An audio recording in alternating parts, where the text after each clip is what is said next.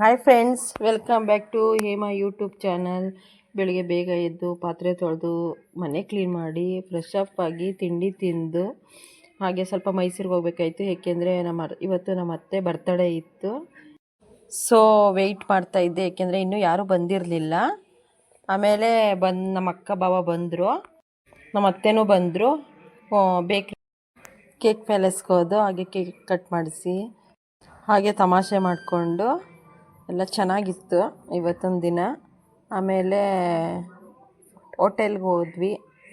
ಹೋಟೆಲ್ಗೆ ಹೋಗಿ non veg order ಮಾಡಿದ್ದು ಬಂತು, ತಿನ್ಕೊಂಡು ಹಾಗೆ ಸ್ವಲ್ಪ ತಮಾಷೆ ಮಾಡಿಕೊಂಡು ಫೋಟೋ ತಗೊಂಡು